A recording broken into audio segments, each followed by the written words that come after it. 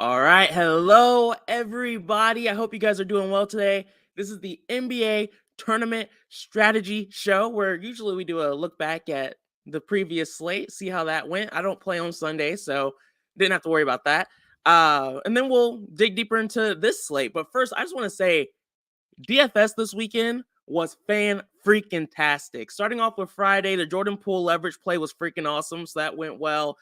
Saturday, I didn't play NBA, but the DFS Army Discord was filled with takedowns and wins. Like, there's so many, I can't even list them all. I remember B-Dubs in particular. I know he took down the mini.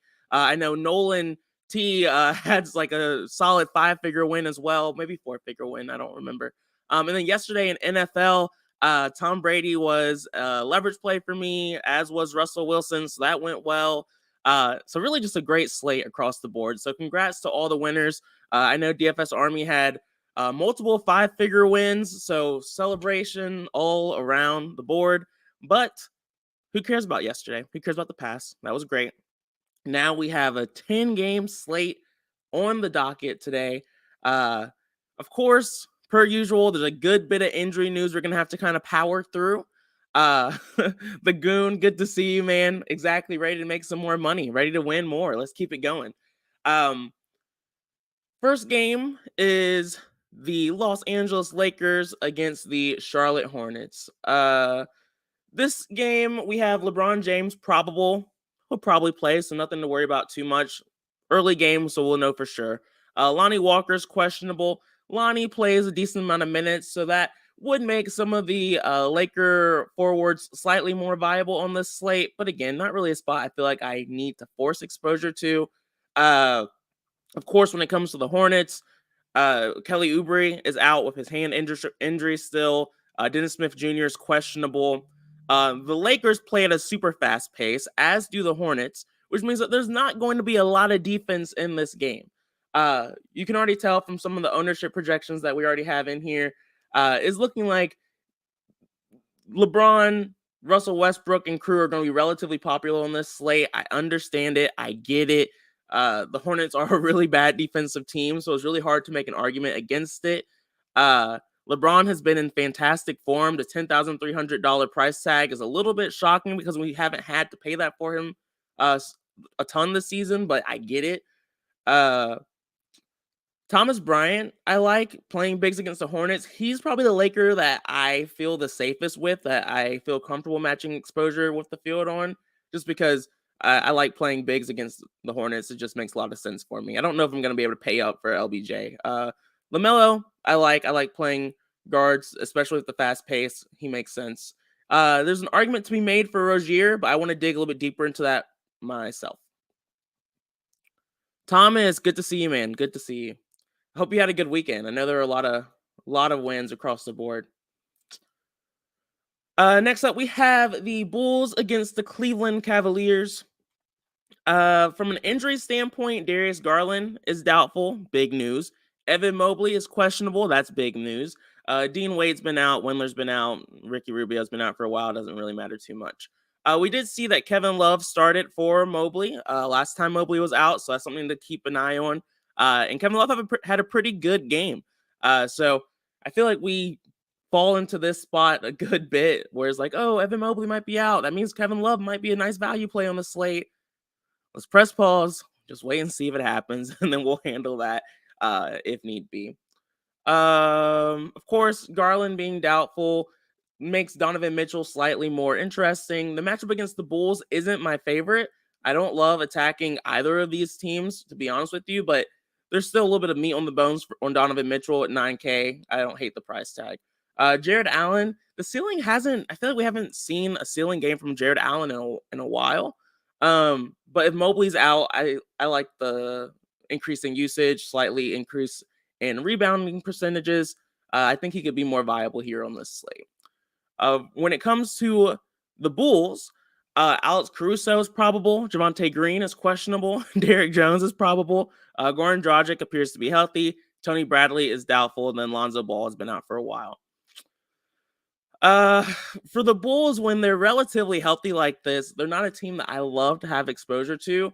Typically, the thing that I've been doing primarily is Out of like DeMar DeRozan, Vucevic, and Levine, whoever's kind of like the least most popular out of them, I'll usually take a shot, especially if I like the upside, especially if the matchup proves to be there. I don't really have a lean as of right now. Potentially Vucevic, if the ownership stays that low at 7,600, I don't hate that price tag. But when it comes to the rest of the team and the guards, with Caruso being probable, not super interested in him. All right, moving on. We have these Toronto Raptors against the Indiana Pacers. Uh, and again, we've been dealing with this Raptors injury news for what feels like forever, but I think it's only been about a week. We have Fred VanVleet questionable, Precious Achiuwa's questionable, Otto Porter's been out for a while. Pretty much, we know what to do at this point. If Fred VanVleet is out, we play the rest of the starters. We play Gary Trent Jr. We can consider Malachi Flynn. Pascal Siakam sees a nice increase in usage. I actually like Pascal Siakam just in general on this slate. I've been playing bigs against the Pacers, front court guys against the Pacers for a while now, and Pascal Siakam's in a great spot. I love it. I like it even more. Fred VanVleet's out. So he's definitely on my radar right now. Depends on where his ownership falls for if he'll be a leverage player or not, but he's definitely someone I'm going to have some decent exposure to on this slate. Also, don't forget about OG Anunoby as well. If Fred VanVleet's out, he sees a nice increase in usage. I like the spot for the Raptors just kind of in general. If Scotty Barnes goes completely overlooked on this slate, I'll have a little bit of interest, but as of right now, he's not the most exciting play for me. On the other side of this game, the Pacers look to be relatively healthy. Only Daniel Tice is out. So really nothing that I'm too concerned with. And with that being said, I'm not too excited just trying to force exposure to a lot of these guys. I don't love the matchup for Miles Turner, especially if he's going to be relatively popular on the slate. Nesmith, McThurin, and crew, I kind of group all together. I really only like having exposure to them. When Halliburton's out, I guess Nesmith for his minutes consistency is priced decently, but not my favorite spot. Tyrese Halliburton is matchup proof at this point. He can be a little bit volatile in regards to his ceiling performances, is not the most consistent, but that's what you get in regards to superstars. I don't love the matchup, but like I said, he is one of his best performances of the year came against the Miami Heat. And so I'm always hesitant to be like, oh, I don't like the matchup because it just doesn't matter. He's viable on this slate. I'll have some exposure, but I doubt he'll be like a leverage play because I don't love the matchup or anything like that. It's just a spot where I don't want to not have any. Next up, we have the Pelicans against the 76ers. It's funny, at the early this morning, before Joel Embiid was questionable, I was like, okay, this slate looks like it might kind of be cut and dry, boring. And then we got the Joel Embiid questionable tag come out, and I was like, okay, it's gonna be one of those days. It's just gonna be one of those days where don't feel too comfortable. So if you didn't get the hint there, Joel Embiid is questionable. He's the only person on the injury report as of right now. Joel Embiid does a ton for this team. He scores, he gets rebounds, he even gets assists. He has a very high usage rate. And he performed pretty well against the Pelicans on Friday. Harden also had a strong performance there as well. If Embiid is out, I feel very, very confident having a ton of exposure to James Harden. He sees the largest increase in usage. Tyrese Maxey, the minutes are a concern for me. I would need to see if there's any flexibility on maybe like increasing his minutes there because that would make him more viable, but I don't trust it. Tobias Harris is probably where I would end up going if Embiid ends up being out. And then on the other side of it, Zion Williamson would have a much easier matchup. And it wouldn't shock me if he could have a ceiling performance in this spot as well. CJ is not as interesting for me, but I wouldn't hate the play. Joe Val, if Embiid's out, of course the matchup's easier. Not really my favorite play though, to be honest. Trey Murphy, everyone here is priced pretty well, so no one stands out for me too much. So really is the Sixers that you're really trying to target here, and then Zion for a little bit of a sneaky play. Dave, good to see you, man. Good to see you. Thank you for joining. All right, guys. Next up, we have the Spurs against the Brooklyn Nets. For those of you that don't know, the Spurs are a awful defense. They are really bad. So I feel already more comfortable playing some of these Nets guys at low ownership if they can keep the low ownership because it's already a plus for them in this really soft matchup. Uh, for the Spurs, Devin Vassell is questionable, so that's pretty big for them. Keldon Johnson's the guy who benefits the absolute most when Devin Vassell is out. So Keldon Johnson slightly highlighted for me here. If Vassell's out, then Keldon Johnson will be a leverage play for me. Romeo Langford, no, and then Keita Bates Diop has been out for a good chunk of time already. So no crazy surprises there. For me, I'm not too interested in these Spurs guys if everyone stays healthy. But of course, like I mentioned, if Vassell's out, then Keldon Johnson, Trey Jones are guys that I'm slightly more interested in. Jakob Poeltl's already slightly interesting just because he's priced well, so probably will have some natural exposure to him without having to over tinker. But on the other side of this game, I think I'm considering taking a shot on guys like Ben Simmons here, who I think might just be a few $100s too cheap. And if his ownership stays low, I'm open on taking a shot on him. Of course, we've seen some of the streaky shooters on the Nets perform well. Guys like Royce O'Neal, TJ Warren. These are potential plus spots for them. The thing that I don't like is Joe Harris being probable. He'll probably return, probably messy up this rotation. This Nets team and their peripheral players, they've really been performing well over the last few games. And they're priced where if they have a ceiling performance, they're going to be in the nuts. So I'm not Xing these guys out of my player pool, but I'm also not trying to force guys into them just because they're all very streaky. And I don't have particular trust in any one individual. So hopefully the domination station can just give me a nice mix. On the other side of it, I'm totally fine. Haven't made a full decision yet on taking shots on Kevin Durant and Kyrie Irving. Again, I like attacking these bad defenses and wouldn't surprise me at all if one of them have a ceiling performance. I'm just trying to figure out which one I want that to be.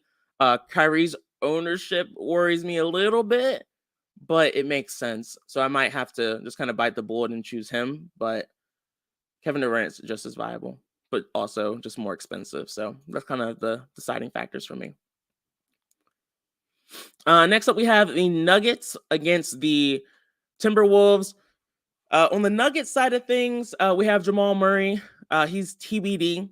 I think most people are assuming he'll play, but something to watch out for all the same. Jeff Green, he's out. Hand injury, be out for a while. For me, when Jamal Murray, assuming he plays, I'm automatically less interested. You guys know my Nuggets philosophy when it comes to Jokic, Aaron Gordon, Michael Porter Jr., and Jamal Murray. I'm interested in playing them primarily when one of the other four are out. For me, Aaron Gordon's priced appropriately. Michael Porter Jr., he could be a few more $100, so I wouldn't hate taking a shot on him, but not my favorite. I don't believe we have Jamal Murray in here currently, but if he does play at 7,200, like again, he's not the value I would like for him to be with this team healthy. So more than likely, I probably won't have a ton of exposure to this team outside of maybe like a shot on MPJ or Aaron Gordon, assuming everyone's healthy. On the other side of this, we have the Timberwolves, where of course Jordan McLaughlin's still out, Cat's still out, Torrin Prince is still out. I've been taking shots on Anthony Davis for a long time now. Probably not my favorite spot for him. I play guards against the Nuggets. I've just been doing that pretty consistently this year, and it's just been profitable for me. So D'Angelo Russell will more than likely be a leverage play for me on this slate for that reason. And then Naz Reid has just been in fantastic form. Especially when Gobert's out is really when you want to play him, but also when Kyle Anderson was missing some time, he was in a great spot. With this team being healthy, I'm probably going to jump off the Naz Reid train, but I could be talked into it if I just kind of see through research that he has been seeing increased minutes even with their return. So as long as I feel comfortable with his minutes, I'm totally fine with him still. All right, guys. Halfway through. A few more to go. We have the Dallas Mavericks against the Rockets. Michael Ortiz, good morning, guys. Jay, you're right. Happy New Year. I didn't even say Happy New Year. I just kind of jumped right into everything. Like, yeah, let's just get it going. But yeah, Happy New Year. And like, it's been a great start to the year. So hopefully it's a sign of things to come. The only bad thing about this new year is that I'm wearing my Carolina Panthers Super Bowl 50 shirt, and really just trying to get over that loss yesterday. But I mean, again, I played Tom Brady, so I made money from it. So I guess it's okay. Thomas said, does the chalkboard update automatically even if you open it on Google Sheets? Yes. If you open it through Google Sheets, it will update automatically. We're still going through a transition period, so some of the tools might be off a little bit, but we'll definitely make sure we have the main things up and going for everybody. Next up, we have the Dallas Mavericks against the Houston Rockets. Let's see. Any injury news? For the Rockets, Shungen is questionable still. So that's a pretty big deal. Jayshawn Tate is out still. That's not new news. For the Mavericks, we have JaVale McGee. He appears to be healthy. Dorian Finney-Smith is out still. He's been out for a while. Josh Green's been out for a while. Maxi Kluba's been out for a while, so no surprises here. The biggest thing is your guy Luka Doncic is still 12,400 in this fantastic matchup. He's already destroyed multiple times this season. I think a lot of people feel like Luka should be like 13,000 at this point or more. Just to like at this point, it seems like his floor is 80 points. So it's wild. It's pretty wild. I'm not sure how I'm going to handle it at this point. Knowing me, I'll probably just try to find leverage plays that I really like, and then if I keep my Luka exposure naturally, I'll let it be, and if I don't, I'll just be fine with it. Alternatively, if his ownership stays around like 12%, I'm totally fine having like 20 or 25% for leverage. I like that. Like that kind of play makes sense for me. So as long as he stays around 12%, he's a potential leverage play for me. But if he moves closer to like that 15, 20%, then that's a little bit like 25%. I can't get leverage on that. So I'll probably just match the field or go under. Jay said, for building cash lineups, would you use the sim category and sort by 6x column? Huh. Well, Jay, I've never done that. So like it's hard for me to want to say that's the best approach because I've never looked at it. So let me dig into that a little bit and I can give you a better answer for it on the pre-luck show or tomorrow on the show, whichever one you're able to watch. I've just never done it, so I just want to see how consistent that column is in particular. I typically only look at the 8x column. Just when I had a lot of time, I used to just look at anyone who had any percentage and just kind of dig deeper into like their minutes, their consistency, their upside, and the matchup. Nowadays, I pretty much primarily focus on the guys who have higher upside. So like 1, 2, 3%, and then compare that to other guys in their salary categories. So it just depends. So yeah, Christian Wood, revenge game for him. He's had this revenge game quite a few times at this point. So don't know how big of a revenge game it is for him, but definitely still viable. He's shown that he definitely has upside, and this matchup is incredible because the Rockets are god awful defensively. If this game is going to stay close by some miracle, it's going to have to be because of Kevin Porter Jr. and Jalen Green. Luka and co. They do play at a relatively slow pace, so I don't love playing guys against the Dallas Mavericks.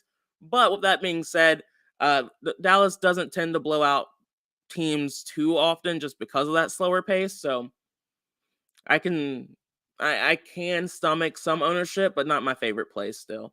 For me, it'll probably be Doncic, Christian Wood, and then if like once I dig deeper into the sim model, if guys like Dinwiddie and Tim Hardaway Jr. are popping, I'll have some exposure to them as well. But that's primarily the only things that I'm thinking about for now. The rest of the Rockets, I don't love taking shots on the Rockets. That's just not the way I like to play. But no worries if it is how you like to do it.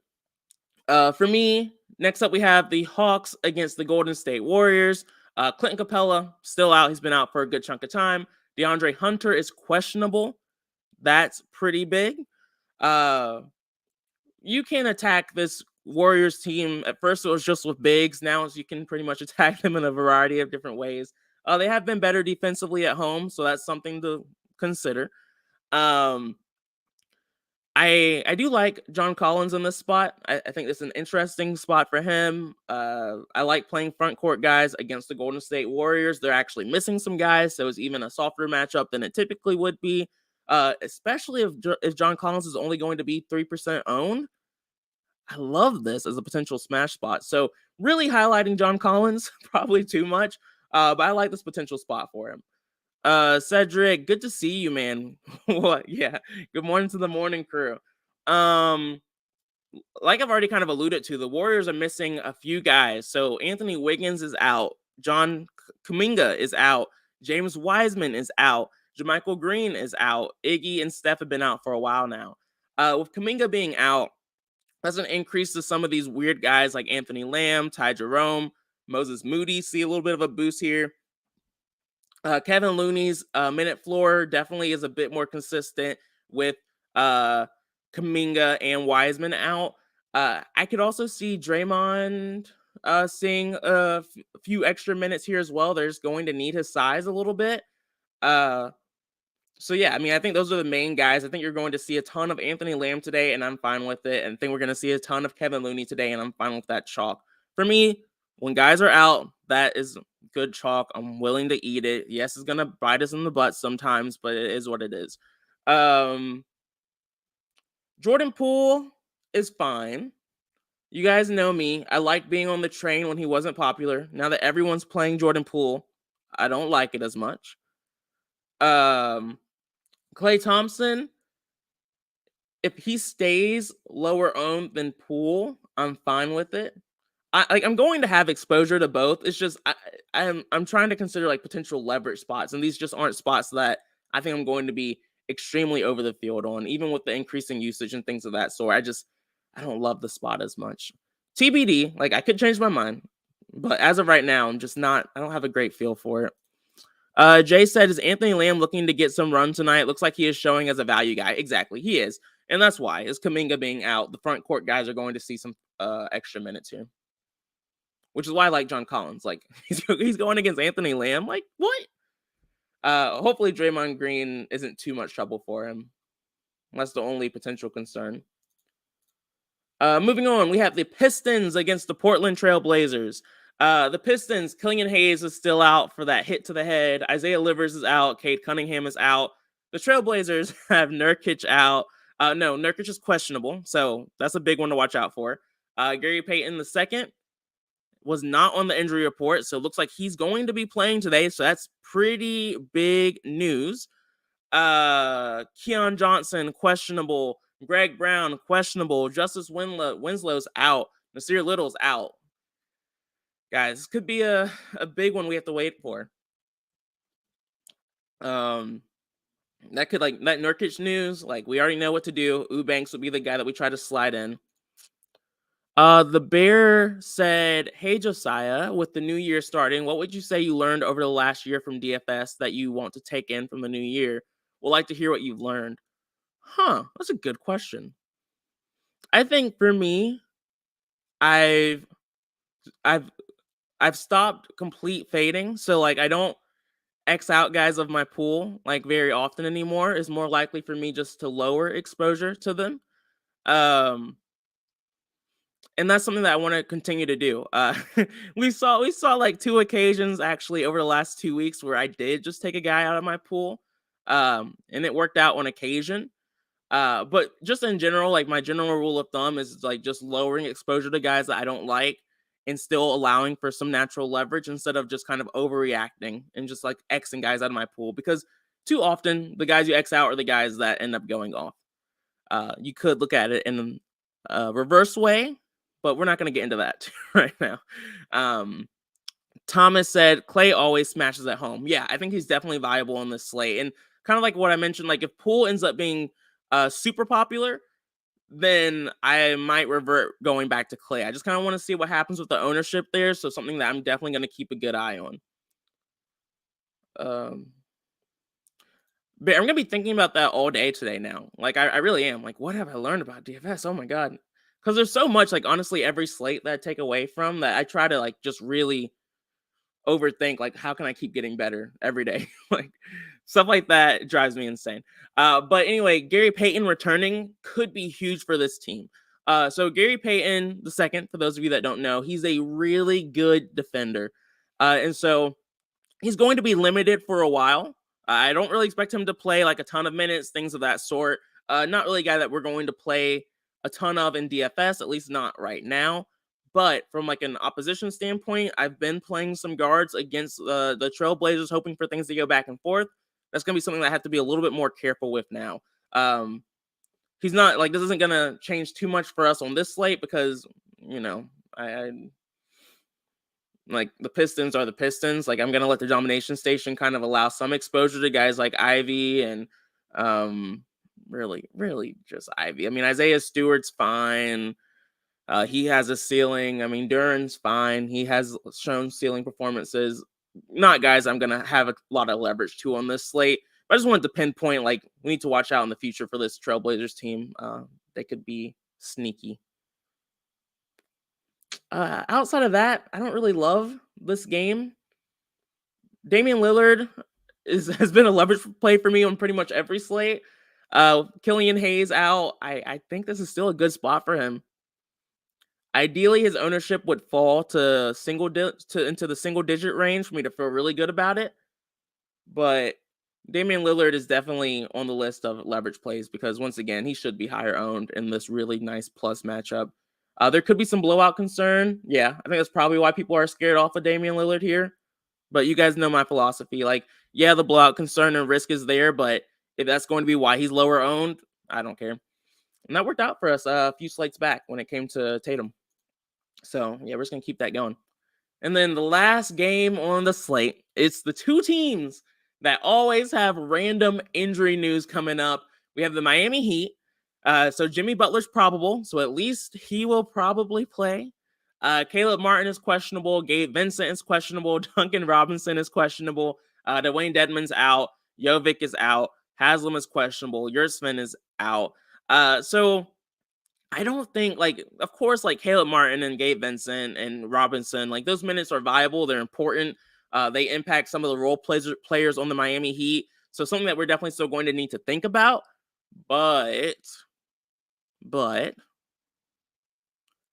it's not the biggest deal in the world that we need to over analyze and freak out and try to predict.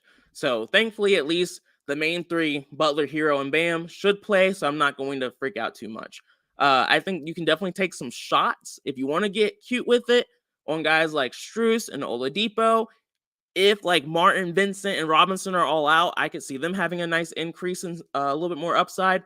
But again, at the end of the day, these are two really good defenses and not situations I like to pick on too much. For the Clippers, boring news here. Only Nicholas Batum is questionable. So a lot of their stars who have heavy usage are playing. And so I don't love attacking like Paul George, Kawhi Leonard, John Wall, these guys when everyone's healthy. But Paul George and Kawhi Leonard are pretty cheap. They're only 8,600 and 8,100. So I'm okay taking a shot on Paul George and Kawhi Leonard here. But I'm really anti making rules. I don't love making rules because you can rule yourself out of wins. But I think if I wanted to like try and force exposure and get on Paul George at 8,600 or vice versa, Kawhi, I would make a rule where I wouldn't allow them to be in the same lineup. But you might not need it because I doubt that would happen. But just in case, pay attention to it. Make sure it's not happening too much if you are going to force exposure to them.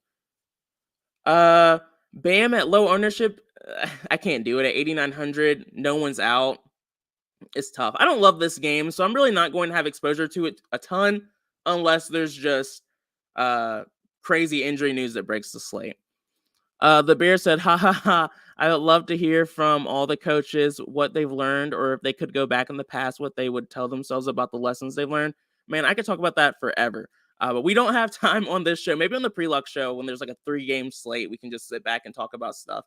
I'd love to know what other people think they've learned as well, just to get more opinions on that, because it's good to just try and grow from slate to slate. But guys, I appreciate everyone for watching this. Hopefully, we'll have some more takedowns. Look forward to working on the implementation of what we're actually going to be doing on this show, on the pre-lock show, which will be at 5:30 p.m. Eastern time. That is only for VIP members. And you can be a VIP member by clicking the link in the description. Feel free to use the promo code BOB for a 10% discount. If not, I look forward to seeing you guys tomorrow. Hope everyone enjoys the rest of their day and has a good kickoff to the new year. Have a good one, guys. Bye.